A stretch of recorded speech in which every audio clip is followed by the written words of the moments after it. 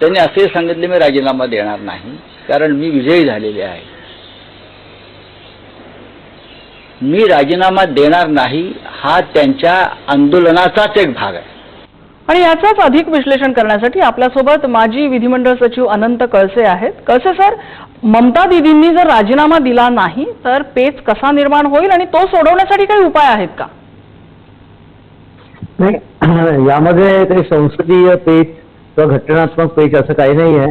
ते मला वाटते स्वतंत्र भारताच्या इतिहासामध्ये बहुमत गमावल्यानंतर एखाद्या मुख्यमंत्र्याने अशा प्रकारचा दावा करणे की मी राजीनामा देणार नाही वगैरे, हे असं मी पहिल्यांदाच उदाहरण बघतो. कारण संसदीय लोकशाही भारताची जी आहे ती ब्रिटिश प्रथा, परंपरा, पार्लमेंटरी डेमोक्रेसी यावर आधारित आहे. आणि या पार्लमेंटरी सिस्टीम ऑफ गव्हर्नमेंटप्रमाणे एखाद्या पक्षाने किंवा मुख्यमंत्र्यांनी बहुमत गमावल्यानंतर त्याला राजीनामा द्यावाच लागतो.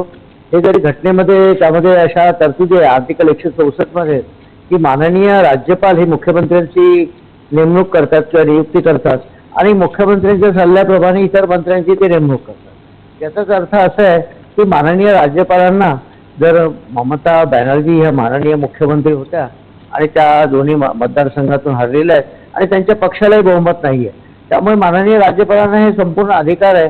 ते मंत्रिमंडळ बरखास्त करतील, मुख्यमंत्र्यांना बरखास्त करतील. मला वाटते पेपरच्या न्यूजवरून असं दिसतंय की उद्या या विधानसभेची मुदत संपत आहे. त्यामुळे हा प्रश्न काही फारसा जटिल नाही आहे. राज्यपालांना राज्यघटनेने संपूर्ण अधिकार दिलेले आहेत आणि आर्टिकल 164 अगदी क्लिअर आहे आणि माननीय राज्यपाल त्यांना बरखास्त करू शकतो. कळसे सर, धन्यवाद तुम्ही केलेल्या सगळ्या विश्लेषणाबद्दल. त्यामुळे तर राज्यपाल आपले अधिकार वापरतात का, कसे वापरतात हे बघायला लागेल. पुढची बातमी तामिळनाडूमधून. तामिळनाडूमध्ये ऐतिहासिक राजकीय बदल घडवून आणत TVK